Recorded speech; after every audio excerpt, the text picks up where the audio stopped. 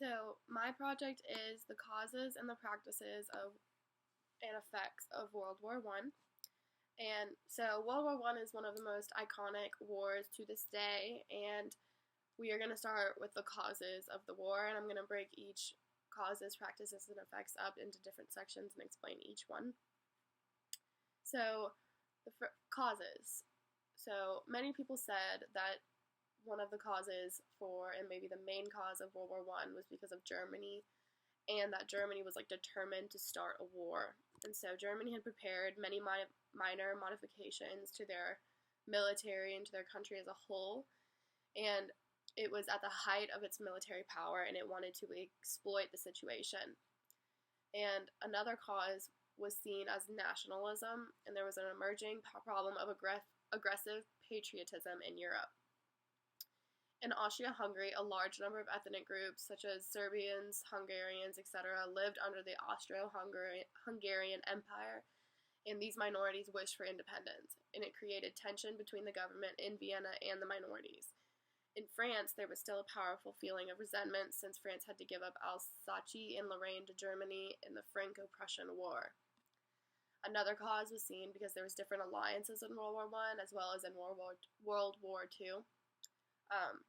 There was problems with colonies, growing industries, and that countries needed more raw materials, and colonies wanted independence, and Britain had conflicts with Russia in both China and India, and Russia wanted control of the Straits, Black Sea, and Mediterranean.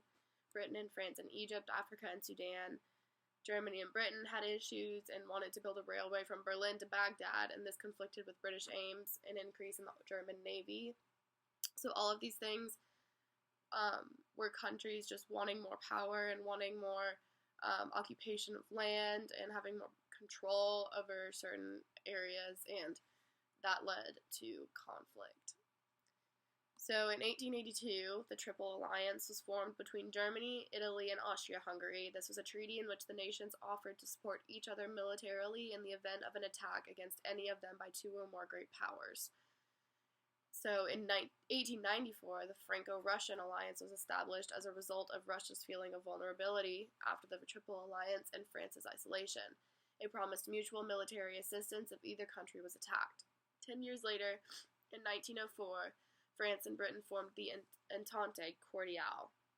I think this was like the Triple Entente, ending conflicts between the countries. In 1907, Britain, France, and Russia formed together as the Triple Entente to constitute as a counterweight to the Triple Alliance. After Germany's isolation in the Algeciras Conference, it realized that its only ally was Austro-Hungary, and suddenly Austro-Hungary took on a new importance. This led to its blank check of 1914. So Germany was so determined to get into this war and had developed its military and other resources, but then realized that Austro-Hungary was the only alliance, and so other countries saw this as an opportunity to go for Austro-Hungary, and Germany saw that how important they were to them. The alliance system reduced the ability to deal with responses flexibly. If one thing led to another, countries had to respond to events in the fashion they promised, and indeed that's what happened. So usually they would promise to do things and counter with violence, and so that is usually what happened. So another cause that could be seen for World War I is the problems of industrial societies. So colonies, Russia, Britain, and France all wanted colonial possessions. Britain had done the best during the scramble for Africa. Russia was eyeing northern China, and North Africa, Britain, and France shared Egypt, along with tensions this produced. Germany, too, was seeking influence in the Middle East as it was building a new railroad between Berlin and Baghdad. So all of these, this cause was resulted from countries involved in World War I looking for colonies that they wanted to adapt for themselves. So the Russo-Japanese War was the rival imperial ambitions of Russia and Japan over Manchuria and Korea.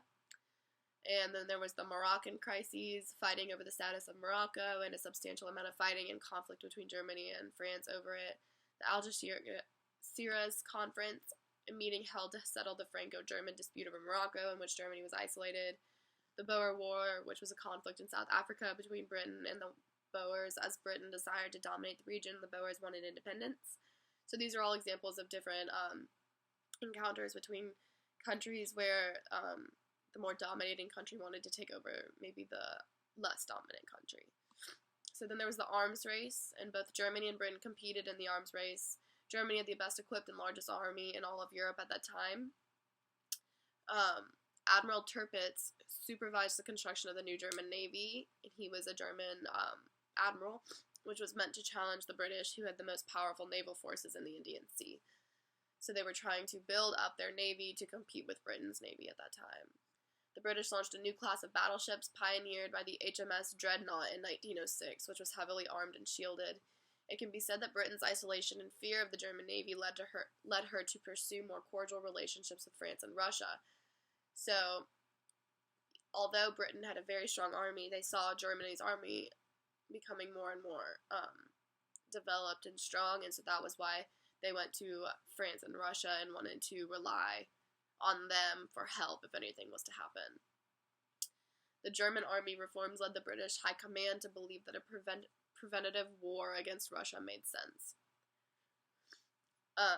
So there was commercial rivalry, and there was a great deal of commercial rivalry between the major powers in Europe. This was manifested most obvious in the colonies and the countries around the colonies.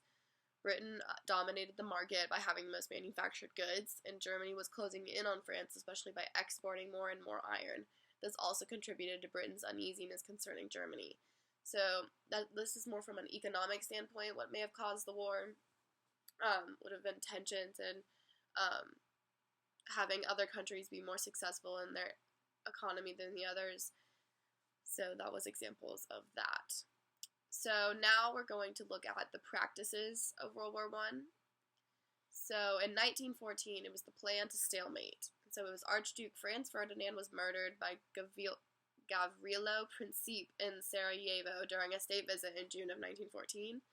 This led Austro-Hungary to declare war on Serbia in July of 1914. So many people say that this was the first event of World War I, and that was what really broke out.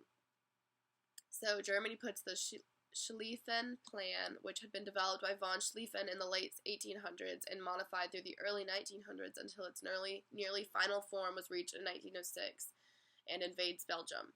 The Belgian army is overwhelmed because they obviously don't have a strong enough army as the Germans do, and the Germans soon take over most of Belgium with very small pockets of resistance still holding. Austro-Hungary invades Russia, but progress is moderate due to the fact that the Austro-Hungary army was poorly equipped and trained. Compared to Russia, who is a huge country, that would be very hard for them to overpower something like that. France develops Plan 17, which would take back Alsace and Lorraine. Its application is a fiasco since the German defenses were a lot more well-prepared than expected by the French. Within a few weeks, the French were back in their starting positions while the Germans had advanced almost unopposed through Belgium and northern France and were threatening Paris. So no one really saw what was coming when it came to Germany's power.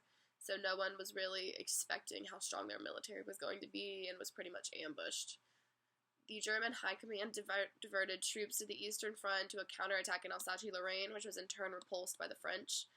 And this allowed the French and the British to halt the German advance in the First Battle of the Marne.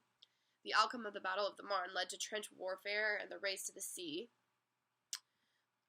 The Russians mobilized quickly to prevent Austro-Hungary's attack, and they drive the latter back until the German army, which was superior by far to their allies, comes to the help of Austro-Hungary and manages to stop the Russians at the Battle of Tannenberg. So at that time, the Russians were trying to beat Germany because they know that Germany was going to come help, but they weren't able to, and Germany came in and stopped them. So in 1915, it was the weak point strategy. And as at the end of 1914, no major territorial changes were produced by the war. The major powers decided to focus their efforts on the enemy's weak points, hence the name weak point strategy. 1915 sees Italy entering the war, and on the Austro-Italian front, there was some fighting. The countries were fighting each other in the Alps. The Italians benefited from a superiority of almost 2-1. The Austrians were controlling the higher ground, so the Italians' superiority didn't help them at all. So then Britain starts a blockade in the North Sea, trying to make Germany rely solely on its internal goods and thus starve it. And this will be similar, although this happened later. This is somewhat similar to what happened in Berlin. And then Britain also started the Gallipoli campaign, by which it tried to take over Istanbul, thus knocking Germany's ally Turkey out of the war. Unfortunately for the British, the Turks were very well prepared for the attack. This led to a disaster for Britain, which lost its own troops, as well as ANZAC troops dispatched to fight for her. Britain then tried to attack Turkey through the Basra and Palestine, but with no success. Britain wasn't seeing much success at this point, as 1914 and 1915 fails to bring any significant changes to the front lines. So we now move on to 1916, which was the Great Attacks. Then this was probably a big point in the war. By 1916, trench warfare was starting to take its toll on the men in the front lines, and that was when people would dig trenches, and they would go and get in the trenches and shoot from the trenches so the people on the other side would not see it coming. Germany starts a massive attack on Verdun, during which 400,000 Germans, 400,000 Britons, and 200,000 French lose their lives. The attack was ineffective and leads to no real change. Pétain, the French general in charge of the troops of Verdun, says about the Germans, they will not pass in French. The biggest British attack is on the River Somme. Nothing is achieved, and Britain loses 800,000 men in the process. So as you can see, this is a point in the war where many men and lives are being lost. Jutland in May 1916 was considered the showdown between the British and the German navies. Both sides claimed victory. The British had lost more ships and more sailors, but Germany's plan of destroying Britain's navy had failed. For the remainder of the war, apart from brief sorties in August 1916 and April 1918, the German fleet stayed in port. They continued to pose a threat that required the British to keep their battleships concentrated in the North Sea, but they never again contested control of the seas. Instead, the German Navy turned its efforts and resources to unrestricted submarine warfare. So, Britain and Germany, on the two sides of the alliances, were definitely considered the leading in their navy. So now on the Austro-Italian front, the only major confrontation was the series of battles of the Isonzo. Initially, the Italians slightly gained ground since the Austro-Hungarian lines were poorly manned due to the Brusiloi offensive. And towards the end of the series of battles, nothing much changed. And so now it's 1917, there was major changes, and the United States entered the war in April 1917 because of the unrestricted submarine warfare tactic pursued by Germany, which also sunk many U.S. ships, and this brought the United States into the war. And then Germany sent Mexico an invitation to start a war against the U.S., which became known as the Zimmermann Telegram, and this is when they sent a telegram to Mexico, and it was in a code, and in the summer, the first American troops began landing in France and helping the British and French soldiers fighting in the trenches. In the 1918 last offensive to armistice, President Woodrow Wilson announced his 14 points in January 1918, which would serve as a guide for reconstructing Europe after the war. They included freedom of the seas, abolishing secret treaties, disarmament, restored sovereignty of some occupied lands, and the right of national self-determination of others. And Woodrow Wilson, as a president, was all about peace, and that showed through his 14 points. And due to the turmoil in Russian society, the Russian Revolution erupted in 1917, resulting in Russia pulling out of the war and signing the Treaty of Brest-Litovsk in March 1918. This put more pressure on the Western Front, since the Central Powers of soldiers fighting on the Eastern Front could now be dispatched to the West. Germany launches what proves to be the first of the final three offenses on the Western Front, Operation Friedensturm. This was General Ludendorff's last chance of breaking Allied lines, as the social situation in Germany was getting worse and worse. Friedensturm was stopped at the Second Battle of the Marne in July to August. The German people were deprived of food and basic needs for most of the war, so there's a great deal of tension in the country. This leads to the Kiel Mutiny, in which sailors refused to obey orders, and the Munich Revolt, in which the city was taken over by German communists. The Allies' 100 Days of Offensive begins, which ends in Kaiser Wilhelm's abdication from the throne of Germany on November 10th. And on November 11th at 11, the peace treaty between Germany and the Allies is signed, and all fighting ends. So those are the practices. That was what the practice of the war was, and now on to the effects of World War I. So there was many changes in population structure. Most people that were killed were between the ages of 18 and 38. fall in the birth rate. There was a fall in the birth rate between 1914 and 1918, and there was a great manpower shortage during the 1930s. There was also a change in society. Social barriers undermined because of the emphasis of national unity, but there was an improvement in the status of women because of how much they helped during the war. There was a belief and need for economic self-sufficiency. There's international effects. Nationalism exploded and it reached its climax. Spread of democratic ideals. Emergence of world's first communist state, which was Germany. The U.S. came out favorable in the world while the power of France, Germany, Russia, and England all declined tremendously. Europe begins to lead the spotlight as the center of the world. There's the Treaty of Versailles. The terms of the Treaty of Versailles, which Germany had no choice but to accept, were announced on the 7th of May of 1919. Germany lost 10% of its land, all its overseas colonies, 12.5% of its population, and 16% of its coal fields, and half its iron and steel industry. There was military and territorial restrictions on Germany, such as no poison gas, no importing or exporting weapons, no tanks, a small navy, no submarines, no military aircraft, no annexation of Austria or Czechoslovakia or Poland or Danzig. There was economic restrictions. They had to pay a great deal of money. And then there was other treaties, such as the Treaty of Saint-Germain, Treaty of Neuilly, Treaty of Sèvres, and Treaty of Trianon. So these causes, practices, and effects of World War I all come together to describe how the war took place, how it was caused, and what happened after.